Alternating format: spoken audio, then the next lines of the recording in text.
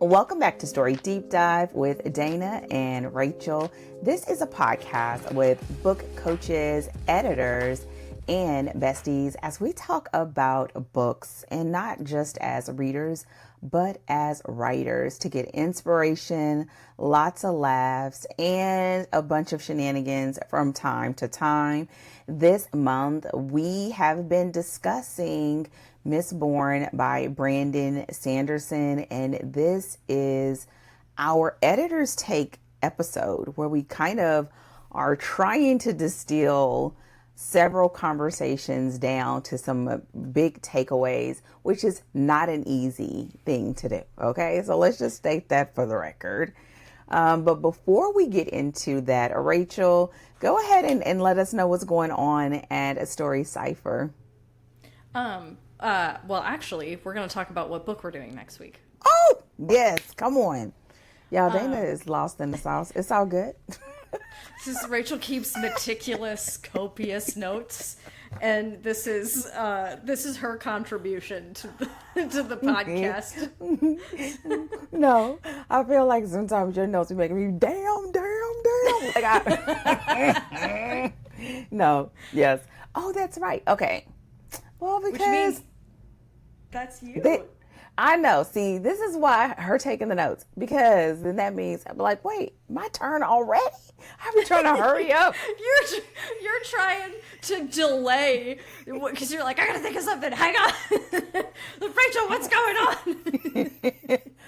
Oh my gosh. Okay, so for our next book, okay, first of all, the next book is my pick because that's why she's trying to pass the mic. I kind of think low-key when I thought about it, I was like, oh, wow, it looks like we're kind of just doing the Black book in the Black month, which wasn't the plan, but it is. And I try my best, like when we do our selections, to sort of add diversity and things that I really enjoy or books that have done really well so that we can have an opportunity to talk about them. And so our book pick for February is Before I Let Go by Kennedy Ryan, which it is a really great book. I think there are a lot of things that I love about the book. There's some things that I'm like, oh, it was okay. But the overarching thing that I've really enjoyed about this book is that it has been a really great representation of an author who sort of has this, she's a hybrid. And has done really well, both indie and traditionally published. And this book, I think it won, it was New York Times bestselling. And I think it was the first time that I don't know if it was just an African-American romance had been a New York Times bestseller in a while. And there's a few key things that I think it'll do as far as diversifying our previous books. Well, we did Indigo last year, but this one is a second chance romance. Mm-hmm. Yeah, and which I think we haven't had yet on the podcast. Yes, that's what I was going to say for you. I think it's going to be very interesting. This is also a book that I feel is a great representation of African American romance, as in having in the cultural aspect. And I say that with a lot of, I don't want to say pause, but because I think there are a lot of aspects of African American culture that has been sort of integrated into general American culture. But I think it's something that you see a lot in African American romance, right? The importance of female relationships. The importance of things that just are done when it comes to Black women. And in this case, you have a couple who is divorced. And that is different. It's very, very rare that you have a divorced couple. And so it is going to be one that really will pull a lot on internal journey. It has some low emotional pull moments. And it is one that it is going to, I think you are going to either love it or you're going to be a hard pass, because I think it just has that thing of like really building a great series. It's a book one in the series. Oh, is it like a family or is it following the same couple? Girlfriends. So Oh, best nice. friends. Okay. Yeah, best friends.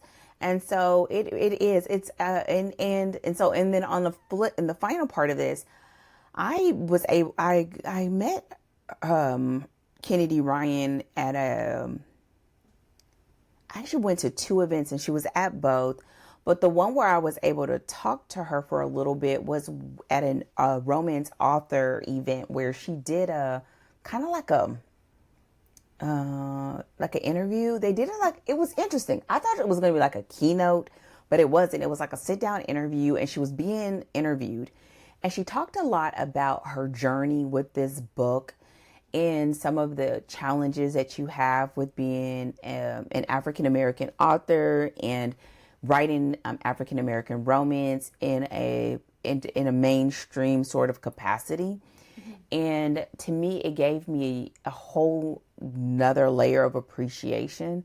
So I think that is also something that I'm bringing into it. But I will say this: I think it's something that is a great read, and it again, I think it's something you're either going to love, or you're going to be like, okay, that was good, that was all right.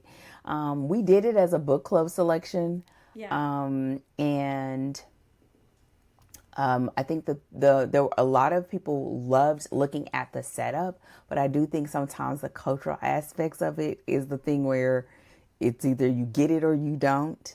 And it has some things that can be triggering, but I think that is also something that you'll see, I believe, a lot of times in African American romance, where the readers ask for a little bit like more depth sometimes. As far as those, I don't want to give it away. We won't give it away, but I think sometimes it just,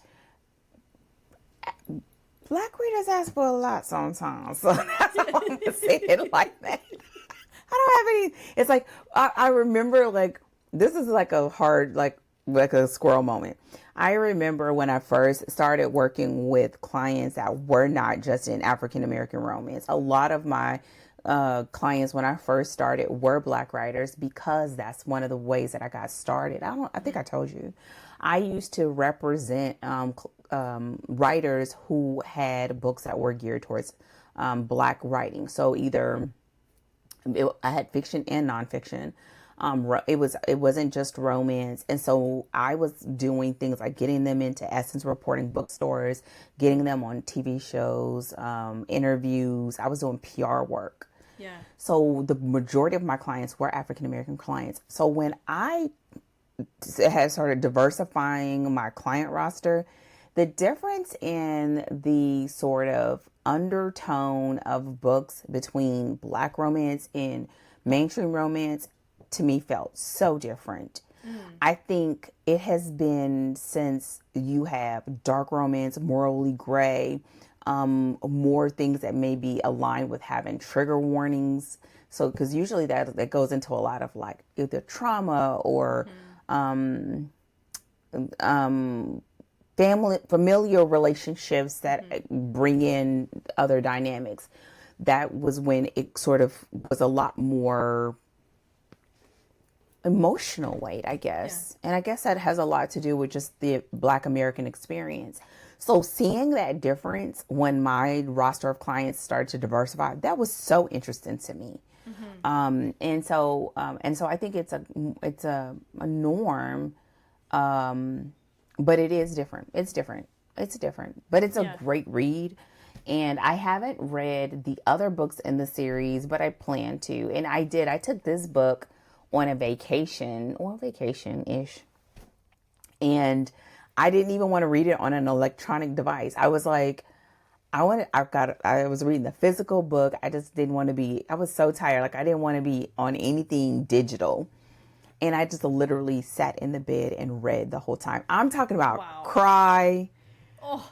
I was like, oh, like heart wrenching. Like, oh, girl, I was like, oh my gosh. And it's also, on the flip, one of those books for me that I did not know that that's what I was getting And I don't like when that happens, because then I want to be able to pick an emotional book when I am ready for it. When and I you're was good and not. ready.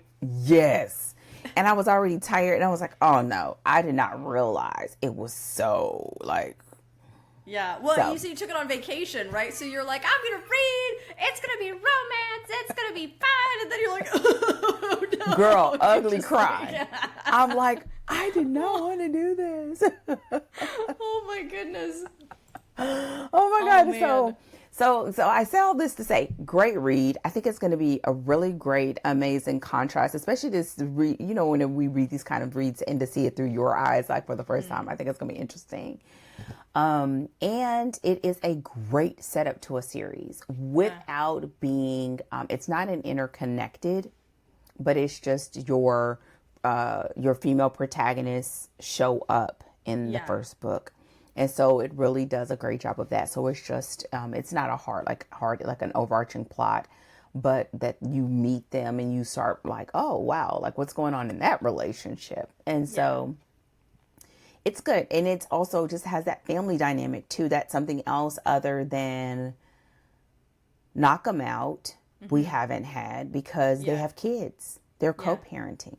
So it really is like, it's like, so yeah. Yeah, it has that. It incorporates the messiness of the right, like the situation is sort of like, and it gets it. I listen, like I said, I think it's gonna be so interesting to see how you take the read. I think you're gonna enjoy it though. Yeah. I think you'll enjoy it. I wouldn't pick it if I didn't think it. No, I think what I'm saying right now is it sounds real general, but I believe you know me well enough that when you read it, you're going to get what I'm saying. Yeah. Because it's a difference. It's a difference. A good difference, but it's not the same sort of difference that we had like with Indigo. That difference was on the weightiness of the subject matter. Yeah. Right? Because we're talking about the Underground Railroad. This is really just the difference in, I think just, all I can do is say cultural differences. And I think, again, at the end of the day, even when I say that, it is you find very common in African American romance. So, yep. So that's what we have for February. So this is next week. Oh, yes, that's so true. Oh my gosh. Yes, that's exciting. We'll get excited, everyone. We've got our next book pick, Before I Let Go, Kennedy Ryan. And we'll get into the overview of that next episode. And I would say it's a great book. Like always, you know, we aim to have books that you can be able to read if you want to do audiobook. The audiobook is a great audiobook, so it's really good. I do think that this is one of those.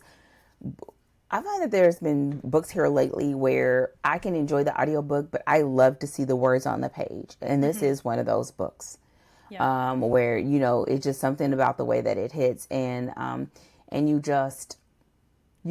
get very invested in what's going on. And she does the whole layers about the ex, the kids, the career, and this woman trying to sort of juggle it all. And I think that's another layer of that cultural aspect, you know, especially with nowadays people talking about soft girl life and all this stuff. It's like, baby, she doing all of the things and trying to get her footing in life after a big blow. So yeah, it's a great one. Looking forward to it. Cool. All right. I'm excited. I'm like slightly nervous because when you make caveats like that, I always get like, I don't know what's about to happen. But I'm always, but it's always right. I'm just, I think, because I know you, and I'm saying it, and you were like, wait, what does that mean? But like, no, I just think once you read it, you're going to be like, okay, I get what you were saying. I think you will. I think I'm going to be all right. I'm ready.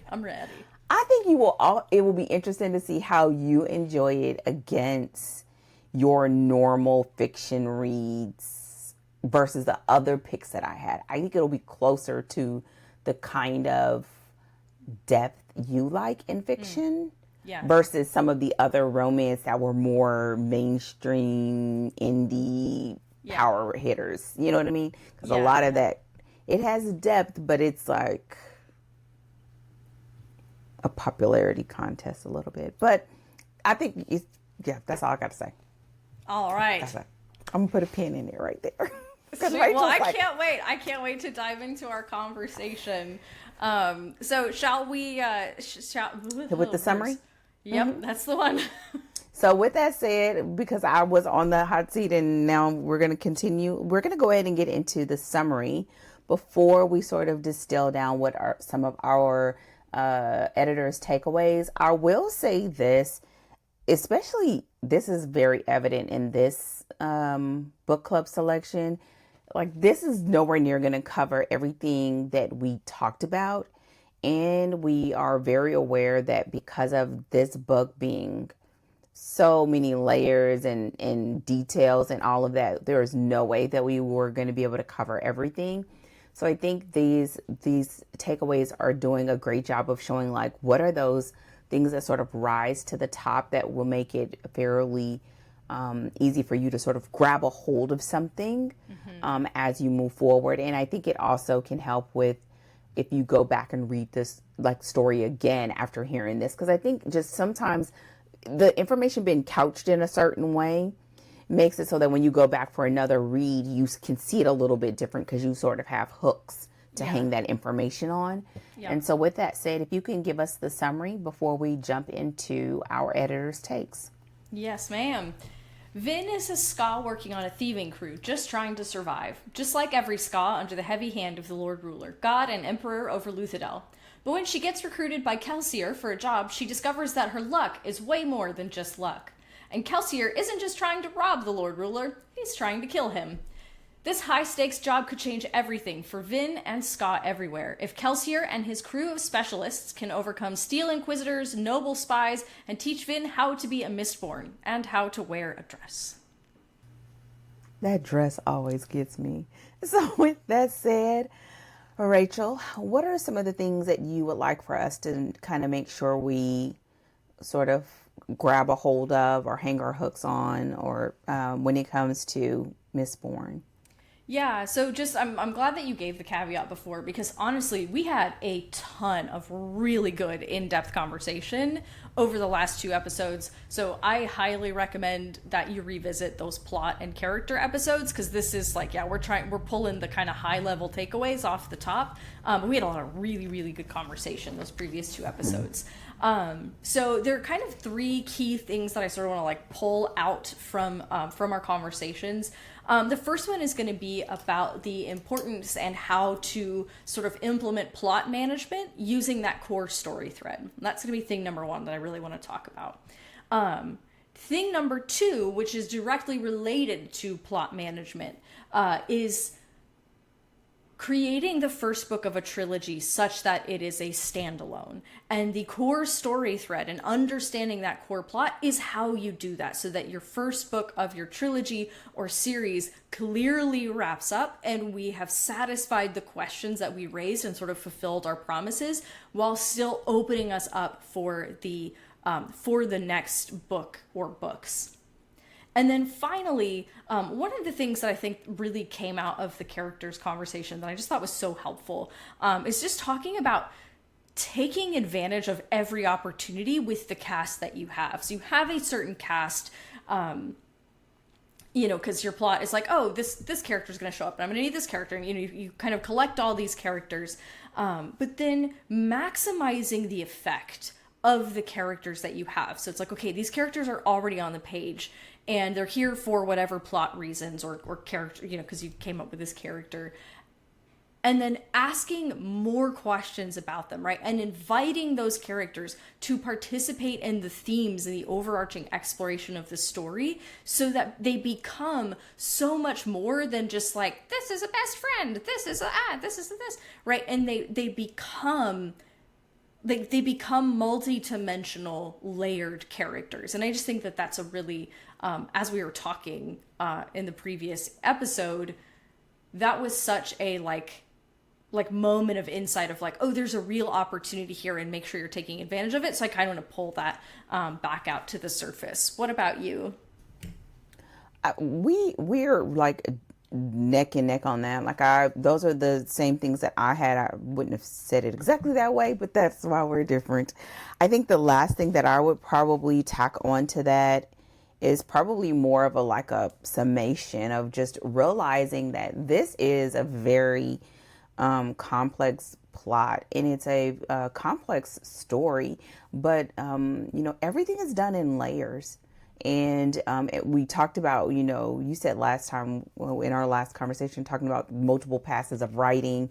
And I think the same thing can be held true when it comes to working on a story like this, of that there are so many layers. And if you really allow yourself to just isolate for a second and just sort of digest and just go across. I mean, I was telling Rachel, like, I have notes everywhere, even though I write up the notes, but just kind of stopping and is like, okay, Vin is, she's ska, she's a woman, she's a crew member, right? But at the end of the day, this really is all about what is her journey on and having full agency and being fully who she is. And, she's Mistborn, she's all, and each one of those sort of identities, especially those that tie on to that core plot and to the ultimate journey that's the overarching plot, can really inform what needs to be done and the questions that you need to answer, what opportunities that you have to connect into the other elements of the story, just by just allowing yourself to look at it in layers. Because I mean, this would be a really great thing to say, man, I wrote something that I felt like did even half as much as this does. Yeah. But I think, before we dive in, I don't always think that is the ultimate goal, like, because the way you see story is different, and you allow yourself to be inspired by having characters that have depth and that are more than just like a scared kid trying to survive, right? There's so much more to her, and that's what allows you to sort of have the reach that you want as an audience, because so many people can relate to Ben, not because they're a ska, but because they're an underdog, or maybe it's because, you know what I mean? Like, there's so many ways. And I think that is what can give a book legs more than anything else. And so allowing yourself just a moment to do that. So I guess I can do that back as a full circle. That will be the only other thing, just looking at it in layers, and then going back to the other conversations, because I think we don't have to rehash it, but they're so important when we talked about the rules and talk about the romance subplot, and talk about the wounds and things like that, how they sort of are incorporated here. And so, yeah. So with that said, let's go ahead and just take it to the top of what you wanted to talk about, which is the plot management and understanding that core plot, and being kind of making sure that you have that locked in. Yeah, so, one of the most, and I do this with all of my clients and all of my students, like, this is a sort of tool that we use all the time, but especially, and so really every story you want this. So whether you're writing an epic fantasy, whether you're writing a romance, right, whether your story is super straightforward or crazy complex, you still want to have a foundational plot, some kind of core story thread where the audience knows what it is that you are going to attempt to give to them, right? Where it's like they understand what this journey is, even with all the surprises and all the good stuff that you kind of have planned for them, right? So this is how you keep, but especially with a story like this, that's very complex, that has lots of different layers and threads and all this good stuff going on. This is how you really anchor your story and your secondary plots. And it's this core story thread that forms the through line of your story, right? So to sort of formulate this, your inciting incident is going to raise a story question that is going to get answered at the climax. So we talked about this in plot. The inciting incident is that Vin gets recruited by Kelsier for a job to overthrow the Lord Ruler. It raises the question, will they succeed? And then in the final showdown at the end of the book, the climax answers that question. So by the end of the climax, we know whether or not we have an answer to that story question. They either did or they didn't succeed. And then all of the other plots wrap around this, right? So the romantic subplot complicates the question, not the question, but it complicates their efforts to overthrow the Lord Ruler. It's an unexpected thing that happens. Vin starts to fall in love with a noble, and that complicates their endeavors to overthrow the Lord Ruler. Vin's training, she's kind of having to learn on the job, and also, the success of the mission somewhat hangs on her also being able to fully pull her weight as a Mistborn. And so all of the other plots are really influencing and influenced by this core. You can kind of see this core story thread, and all the other plots are anchored to it. And so that in every scene, we see that we are getting closer to answering that question, will they succeed or won't they succeed? And so this, because these two things are kind of directly related, this is also how you create the first book in a trilogy that can stand alone. So again, we talked about this in plot. Generally, it is best practice and most advisable to fully close the loop on the first book in your trilogy. Your audience has trusted you this far, especially if you're if you're a debut, or if you haven't built a lot of trust with an existing audience. Your audience has given you the benefit of spending all this time with you. And so not answering the question that you promised you would answer, you run the risk of antagonizing your audience. And that's why making that first book of the trilogy as strong as possible, but so that it stands alone, that is going to be one of those ways that you can ensure, or that you can help ensure that your audience is going to want to read the next book. And your core story thread is how you do that. So knowing that your inciting incident raised a story question, then your climax answers that question. You know if you've sort of closed that story loop. And so that sort of sets the basis, right? This is sort of your first act in the rest of the trilogy. And this story loop, this applies right to both your external and your internal. So that core story thread is going to resolve at the end of your story. And then the implications of that resolution are so interesting that we want to see what's going to happen in the next book and in the book after that. And the same thing will be true of the internal. You still want, because the first book of a trilogy sort of wants to be able to stand alone, that also means that your protagonist should have sort of should undergo a complete transformation. It's not the full transformation that they're going to undergo across the trilogy, of course, because that's going to escalate alongside the escalation of the second and third books in your trilogy. But we want to see that they've made a clear step forward in their internal arc. And the way we talked about it in the characters episode was, what does your protagonist need to learn, or who do they need to become by the end of the first book so that they can show up to the second book? And that's the kind of question you want to ask, so that you have both your internal and your external plot threads closing by the end of that book. And again, your core story thread is going to anchor you so that you know whether or not you've answered the question that you've raised, which is going to help you create that standalone. It's like a full summary of everything I said about this in the plot episode as quickly as possible. Y'all, sometimes Rachel will start and be like, oh my gosh.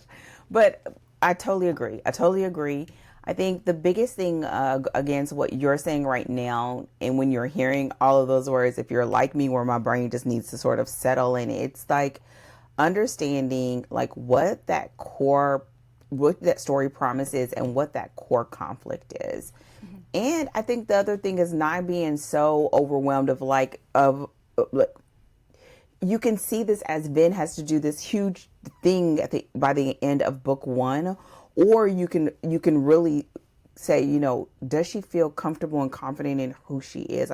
And where in the story, as we've moved along, are we seeing that? Are we seeing those trial cycles? Are we seeing her wrestle with it and come out on the other side and really coming into her own? And those become those like micro moments that move us forward. Yeah. But I think a lot of times when it comes to the end of that book one, and you're saying, making sure that we sort of close that up. And we do want to do that so that we don't leave it open. But I think the biggest part of that too is so that they trust you with the next part. Like, we can make it interesting, yes, because it can be like a huge explosion, but they may not want to see it through Vin's eyes. And I think that's the other part about having that sort of two-prong sort of litmus test that you want them to pass, because that the first one is like that it closes and we're still interested in Ben and we're still leaning into her journey, and we've already, which we talked about in the characters, had a glimpse of what is possible for her as a Mistborn based on the information that Kelsey shared with us, and that we've even seen through her her journey in this story. And like, do we want to continue with her? And which, you know, in this case we absolutely do. And I think that becomes that's why I think plotting is so helpful, because if you're like, okay, here's where I want to be at the end of book 3, here's where I want to be at the end of book 2, right, here's where I want to be at the end of book 1, so you know where those bookends are. And it will make it so much easier. Now, it's not easy, but it can make it easier. But I agree. I totally agree. And then we sort of folded in the second one, which is, this is where, even though this is a trilogy, it makes it so that book 1 is standalone. You want it to be able to fully come to an end, so that there is no cliffhanger regarding whatever that loop that you opened. And that question, the core question for this story, has been answered and satisfied. Now, we love it when that answer only opens up another can of something. And that new can of something is what pulls us into the second story. But you want it to stand alone. And I think it makes it so that it could sometimes be a challenge, because if you did allow it to, like, oh, wait, there's more sort of like an episodic sort of take on it, that you hold people over to get that conclusion. But that's where it makes sure that trust between the writer and reader very shaky, especially if they don't have a pre-existing relationship with you and your brand. Right. And so having that in them, knowing they can trust you with that, makes it much stronger. So when you talk about this, the other part of this that we talked quite a bit about in characters, which was taking advantage of your casts. And I'd love for you to sort of wrap that up, because I like you saying it that way. To me, I feel like it's an element of making sure, well, I guess it's the same thing, like making sure that you like get every element, like we talked about, that they were connected to the oppression, they were also connected to her emotional journey, and they were also connected to the external aspect with the heist, right? And so each one of those characters were layered in how he used them, which is a whole nother like showing of how this is just layers on layers on layers. But yes, talk about the maximizing of that supporting cast. Yeah, so I think you already sort of gave the high level, right? Of like, so already, Brandon Sanderson frames this as a heist. And what does a heist mean? Well, we need a crew, right? And everybody's got a specific job. So this sort of gives you cast slots that are open, right? That's kind of like, okay, I need to fill this spot, this spot, this spot. And so then now you're like, okay, well now I have Kelsier, I've got Vin as my protagonist, and then you've got Breeze, and you've got Ham, and you've got Spook, and you've got Sazed. You've got all these different people who are serving different roles. And so instead of just stopping there, right, all of them come from a different, they all have experienced the oppression of the environment, but how they experienced it was different. And that's the reason stuff like that is so important. And I always love to highlight this kind of thing in books, is because that's what people are like. That's what real people are like, right? Even if you live in sort of closed environments, people still sort of they'll respond to those environments differently, and they'll sort of draw different conclusions and have different, right, like the way that they even interpret the same experience, right? People will kind of have a different interpretation of what they experienced. And so when you bring that level of depth, now all of a sudden your cast is not just individual, but they are layered, right? So for example, like Doxson came from the country, and he had a very specific experience of the oppression of the nobility. Ham has a very different, he's trying to protect a family, but the way that he does that is different, right? And he has kind of all of these connections to soldiers and these different people that honestly otherwise Kelsier maybe would not be on board with, right? So you have these different characters who bring these different, and then Sazed, right? I mean, he comes from a completely different people group, and so his experience of what the Lord Ruler has done has been wildly different, but he also kind of doesn't fit in with his group of people. He and this you learn quite a bit more about this in later books, but like, he in some ways is kind of a misfit with his own group of people because of his particular disposition and the way that he approaches something like rebellion, which is why he fits in so beautifully in the crew. And so again, what this means is you have all of these specialist spots, and even if you're not writing a heist, right, you have all these spots that is going to get populated with the cast, and taking the opportunity then to say, how do they uniquely relate to this environment? The things that I'm exploring, if I'm exploring community, if I'm exploring heartbreak, if I'm exploring, the oppression of a particular, from a god ruler or of a society or whatever, like, what are the different facets of that my different cast members can reflect?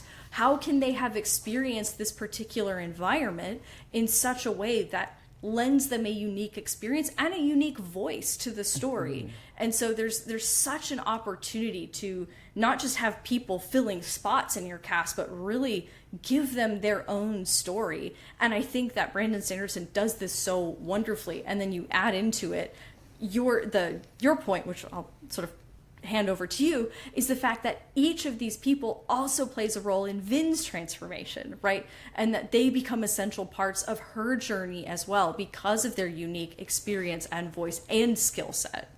I think the other part about this, they're a part of her emotional journey, but it's also because she's been in the same or similar environment, and this isn't that. And part of those one-on-one moments is helping her to parse through that this isn't that, and what parts are the same and what parts are not, and her beginning to trust her own judgment in the discernment. And this is a part of her growth. I think this is also a really big part of the fact of, her age, picking her age, and picking her station in life, and her previous relationship with her parents and her sibling and things like that. Like, all of it sort of folds into it. But what I think it does is the way we see it act out on the page is through this ensemble cast. Because we get to see those individual levers, if you will, being pulled, and what her immediate inclination is. And then what is her response based on their coaching, their mentoring, their sort of interjecting what their experience is, because what they're doing is exposing her blind spots. Yeah. And this is what we're polishing her up to get to the end of this story. And it's being done in a way that's not a brain dump of like, well, my parents wasn't there and no one ever taught me how to do this. You know what I mean? Like, it's, we don't get that. You're getting it in the midst of, that's why I love Bree sometimes, but because he just makes it juicy, and he's just so like low key, a little bit shady, but he says something where you got to listen, and it's just a great rub. But what I will say is this, I think I could put it in a bow. It's just like, when you read stories like this, allow yourself some time to chew and digest what you just experienced. Because I think this will be so helpful with scene selection, and how do you show her growing step by step without it feeling like, well, today I learned this and today I learned that. Instead, it's very active, and it's in the moment, and it's while other things are happening, and the time is still ticking, and the crew is still trying to figure this out, and there's still aspects that we don't understand, but the time is still moving, and it just makes everything continue to move, and it makes it so that you never even consider not going back to the book. Yeah. right? Because we just gave this man 20 some odd hours. Yeah, we sure did. And he earned every single one of those daggone hours. Wait, speaking of which, just really quickly, because we're talking about the length of the audiobook, this is a quick Michael Kramer appreciation post. Okay, the narrator is so amazing. Michael Kramer is an amazing narrator. He does a lot of Brandon Sanderson stuff. He and Kate Redding did the Stormlight Archives, and they did a beautiful job. But I just, specifically because you're talking about Breeze, the voice that Michael Kramer gives Breeze, my dear man, it's so good. And it's the most perfect voice for Breeze, and I love it. And Breeze will forever have that voice in my head, thanks to Michael Kramer. Girl, every time Ben would pause, I was like, girl, I'd pause too. Because it was like, wait a minute. Excuse me? Did he just... She was like, did I just... But here's the thing of like, this is just one of those stories where you're doing something that is extremely challenging to have months pass in time and to not feel the lag of it, to give her time to have the training, but not have enough time to be as thorough as you like. Like, you are always almost on the yin and yang of this sort of quest. And we're always seeing why we should be hopeful, but also why they're up against a formidable opponent. Mm-hmm. And all the while you have a young lady who's at the core of this, that's in it, but she's not like 100% in it. Like she's always sort of questioning, I don't think it's questioning her loyalty, but questioning what parts should she trust and what parts does she not trust, or trying to decipher the parts where they're revealing and the parts where they're holding back. Again, because she's viewing it through the perspective of that wound.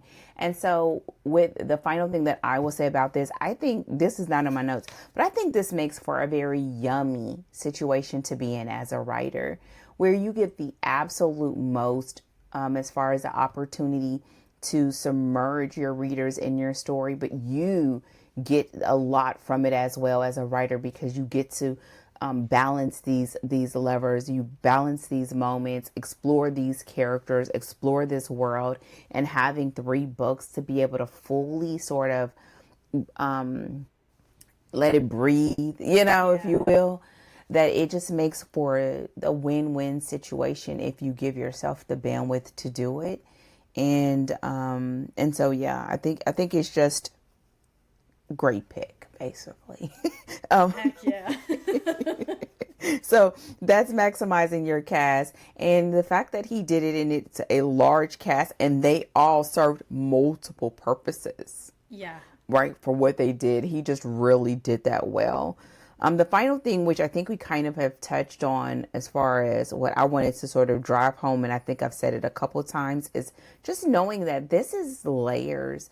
Right? It's several passes, whether you're talking about the writing process, the editing process, the process of getting to know these characters and getting to understand like what's really at stake and how to approach it in a way that is both entertaining for your reader, but that we understand the scope of the challenge that they're up against, and that we at all times really believe that they are up against something that they may not win.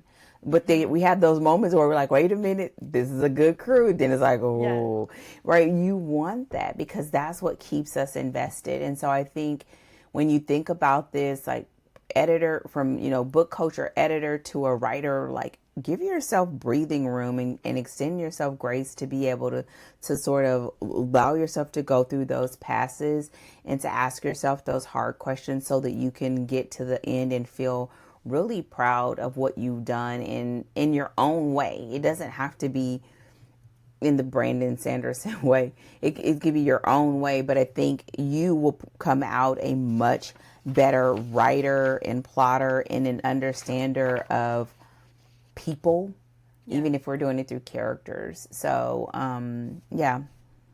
anything else you want to add to that? Yeah, I want to sort of like kind of take that opportunity to sort of like come back around to something else that we sort of had on our list of things that we sort of touched on but didn't go all the way into, which is about letting your protagonist's wounds be challenged by the plot. Yes. Right? Because what's so great, and so we talk about this pretty sure we talked about this in Characters, right? Where, using your protagonist's wounds to show how they're assessing problems and like how it colors the way that they view a situation and make decisions. And that's so good because it allows us to take those micro steps forward on the arc of the internal transformation. So there are a couple of things that, like, if this is an area where you're struggling, I have like a few thoughts on like directions that, you might take this, just depending on where you are. So for example, if internal arcs are maybe like a pain point for you, right, where it's like a something that you're like, I have a protagonist who I want to go through the story, but they don't, like, I don't really know what they learn. I don't know who I want them to become. That's for those of us who don't start with characters living rent free in our heads. For all you plot people out there who are like, I've got events, and then you're sort of like, crap, I need people to actually like go in there. That's me. So the kinds of questions I would be asking are like, okay, so if you are very like plot forward and you feel like, I know what I want that external journey to be, then you might look at asking questions like, in what particular ways can this external journey challenge my protagonist internally? Like, if you already have some of those external events, you kind of start reverse engineering to like, okay, so like, what are these conflicts what could these conflicts challenge in my protagonist? Like, what is going to make what facet of my protagonist do these events challenge?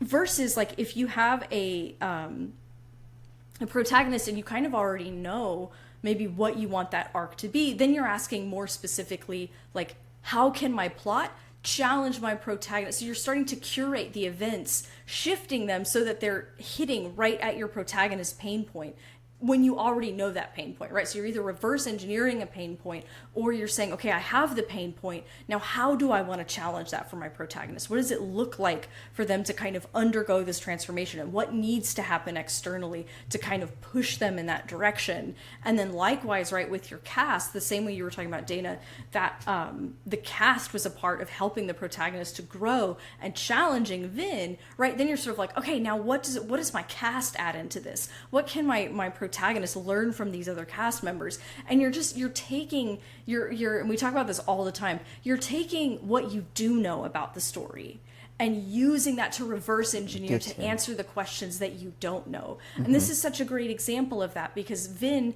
and we talked about this before, of like, Brandon Sanderson had to audition a few different protagonists. He like wrote it a few different ways and was like, who is the best suited person for this role, before he landed on Vin, which was like, oh, this is the person who needs to go on this journey, and this is what that journey is. And that's how you have sort of the perfection of Vin, what Vin needs to learn and how she needs to grow, and the way that this story presses that thing from every direction. Got to be on a crew. This crew already has an established relationship. They have a deep bond of trust. This is, huge life or death undertaking, and then falling in love and being vulnerable with someone, right? Like, all of these things are coming together to push Vin to be the person that she can be. And it feels like, these events are uniquely curated to push her toward transformation. And that's kind of what you're looking for, is almost like that synergy between your internal and your external. And so as I was looking through our notes, that's one of the things I was thinking about, of like, oh, if you're struggling with this, these are some of the questions you can start to ask to kind of bring some of that stuff up to the surface. Yeah, let me add a couple more to that, because I think the other part to remember is, whenever you're talking about this with when it comes to your character and their wound, a lot of times what you're going to find is that the wound is agitated because this current situation looks very similar to the one before. Mm-hmm. Right? Right. So, and she says this. She says on many occasions, and this is the norm.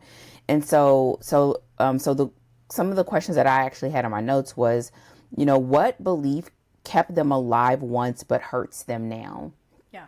And we see this a lot with Ben. Essentially, what she was doing is a lot of using of her luck and being in situations and scenarios to stay alive, but it also put her in harm's way, right? And there's a possibility that that's happening here again, and she's always trying to figure out, like, when's the other shoe gonna drop?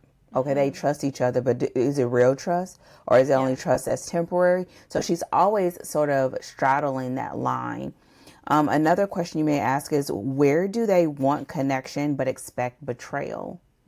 Right? A lot of times the reason why she's trying to do the right things because she's seeking the connection that she misses from her brother, like that she really never had. She had a reason to her brother gave her hope because he did help, but he also taught her all these things that keeps popping up in her mind that sort of sometimes it's good advice and sometimes it's bad advice. And I don't think she's old enough and has enough lived experience to know what the difference is. And it's always that gauge that she's playing with.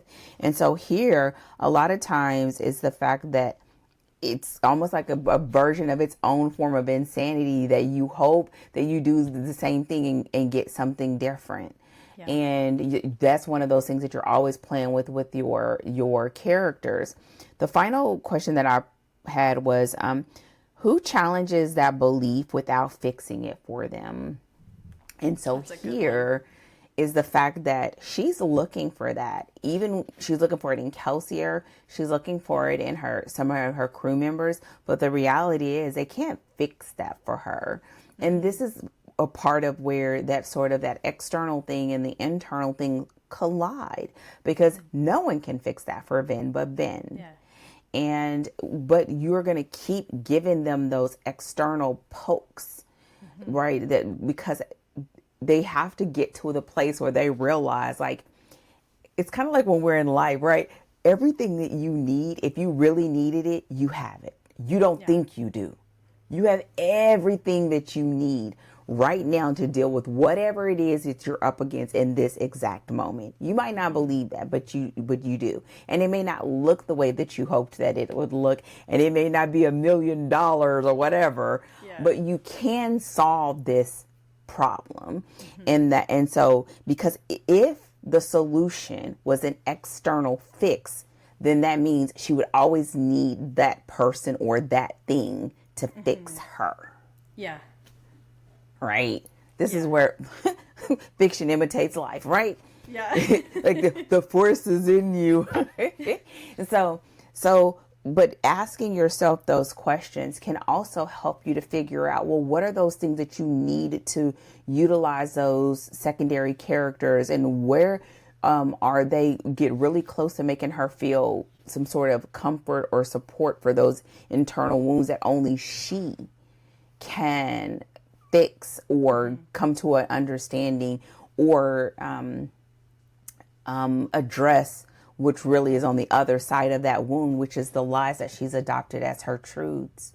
Yeah. And that's what you're always sort of playing with. And there are different levers in your story that you're sort of pulling so that you can figure out, okay, who is she really? And how is this journey going to help her to come to the reality of who she really is versus the version of herself that she had to be to stay alive. Yeah, that's so good. And this is such a good story. So you see this in a bunch of them, but here you see it because we have these castmates, and we see it because we have the escalation of those external stakes. And we also see it as she learns to trust herself with the elemency, if I'm saying that right, and then beginning to trust herself. Like I always say, they got to learn how to trust, like you got to learn how to trust you with you. She's got to learn how to trust herself with Ben. Yeah. And what we're doing on the page is seeing her work that out. She thinks it's an external thing, and it is partly, right? Because of who she is, and that's something she can't change. She's learning more about it.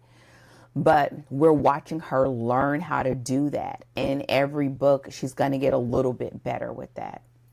Yeah, and I think that sometimes it can be really helpful to see in a context like this, because it externalizes things to such an extreme, right? Because we're in life and death stakes here. So we can literally clearly see, this is what used to keep me safe. This is what used to keep me literally alive, still breathing.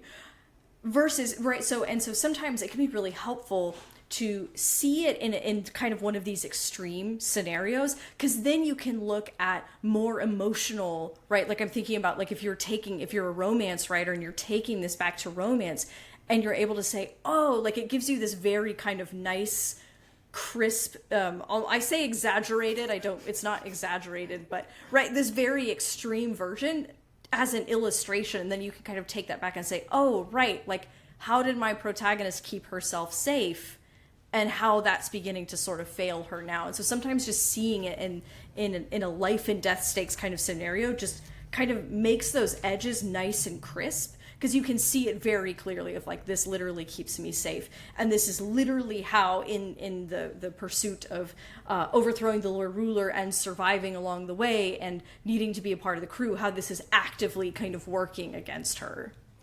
Yeah, and I get what you're saying too. It's almost like in this story, because it is so much is being packed into the story, and it's almost like, I keep saying, like almost action oriented, like they're moving, that it's helpful for you to see some of those emotional nuances with a little more clarity because of the external movement.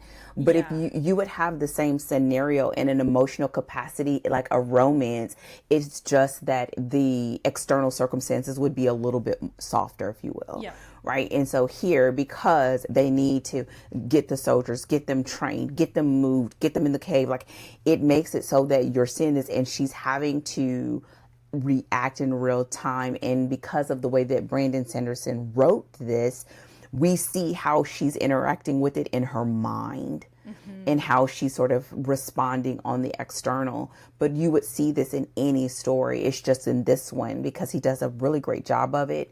It is really clear. And because it's almost as if, again, another one of those moments where the magic sort of helps, because she's trying to regulate the magic to learn this other skill, but it's also exposing those other elements of her, which are those lies that she's adopted as truth, basically because of her environment. And she's literally in the same environment, but like the other side of the coin. She's still in a crew. She's still so like fibbing to get by, right? And it's just, on one hand was for greed, and on the other hand it's for the opportunity for this group of people to have a sort of liberation, if you will. Yeah. And so, yes, I totally agree with that. And the last part that I would say about this, especially because of our lens in this podcast, that we're saying that we're looking at stories that do a really great job, and we're looking at how we can use this to help us become better writers. Go to your comps, right? Yeah. Once you hear what we're saying and you begin to see what we're saying, then take that that lesson and go to one of your comps that are closer to your actual genre and begin to look at how there are a lot of similarities, because then you'll be able to, like, as if we're translating a foreign language, to see it in your world. And that's when you can start seeing that a lot of these rules and principles are applicable no matter what your genre is. It's just in this one, it helps us to see it because it is so tightly done, fast paced, and it can also make it hard to see, but it does help a lot. Yeah, absolutely. So with that said, as we get towards the end of this, are there any other things? Okay, I'm going to put you a little bit on the spot. I'm going to apologize in advance. Okay. Oh boy. All right. I was ready as I'll ever be in the afternoon when I have maxed out my caffeine. And Listen, the first thing I thought is, I bet she's doing this on decaf. But I know that number one, I know that this is your jam. Like, this is like not meant to be a trick question. But I know this is your jam, and I know we cannot talk about everything, but is there any, like, one or two things as someone who knows this story really well that you maybe would even just sort of like bookmark for people to sort of look at this story for too, that we just don't have the capacity to do it with? Because I know you know this. Yeah, okay. There's like two ones that immediately jump to mind. See, I knew it. Come on. I appreciate though that you warned me of like, listen, I didn't warn you before we started the recording, so I just sorry. So number one is looking at those key pivot moments in the story. So again, I would use the 4-act structure. So you're looking at your inciting incident, your midpoint, your all is lost, and your climax. Like pay attention to how those moments function in the story to bridge us, minus the inciting incident, to bridge us from one act to another, and how you actually witness the story escalating across 4 acts. It's the reason why I use it to teach the 4-act structure, because it's very clear. Act 1, we're kind of in this zone without feeling like, ow, I crossed the threshold, like right where it's just like it doesn't feel cheesy. It's so seamless where you're in Act 1, and then when we're in Act 2 we can feel it and we're like, oh, okay. And then when midpoint hits and we tip over into Act 3, we're like, oh no, and we can feel what Act 3, and this is why I love to teach the 4-act structure with Mistborn, is because they give us a sense of what each act is supposed to feel like, while never, like, you know, without lagging, without sagging, but moving us consistently forward. And then when we get to Act 4, we know that we are in the famed Sanderlanche. We're like, oh yeah, it's happening. We're here. We're in it. And we can feel it, and we can feel ourselves speeding toward the end. And so paying attention to how the 4-act structure and what those individual acts feel like, and how those pivot points in the story help to tip us from one act into the next, is just like, you can learn so much from the story on that basis. So that's thing number one. Thing number two is at the scene to scene. This is for my fantasy writers, my historical fiction writers, but really, you know, because these are the ones that have the heaviest world building in terms of you have to introduce readers to a new environment. Everybody is world building. Every modern story, like, you know, contemporary anything, you're still building a world. It's just a matter of how much you're having to get the audience caught up on. Mm-hmm. And for historical fiction and fantasy, you are having to get, that's sort of the most where you're having to get your reader caught up on. Science fiction as well. But paying attention to, at the scene to scene and line by line level, how, when, and how much world building we get.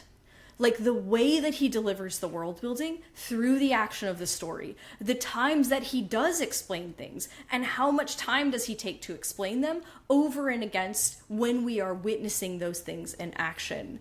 And then the way that he paces it out, how we get information throughout the whole entire story, that is really going to help you. If you reread this book just with an eye for the world building, and you're like highlighting or annotating to kind of see like, oh, this is the information we're getting and this is how we're getting it, it would do like leaps and bounds of good for your work, if particularly if you're struggling to manage things like info dumps and your world building. So those are like two of the ones that are like that I've taught on before, and that I like will constantly point people to from this particular book. This is a good question.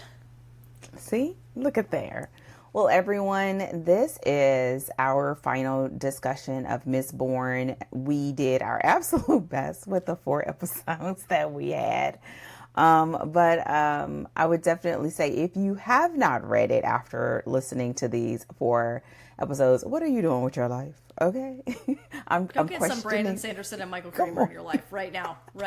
I'm questioning your life decisions. And definitely let us know if you have any questions. Also, any book recommendations that you would like for us to add to our future books. And we will be back next week with our overview of Before I Let Go by Kennedy Ryan.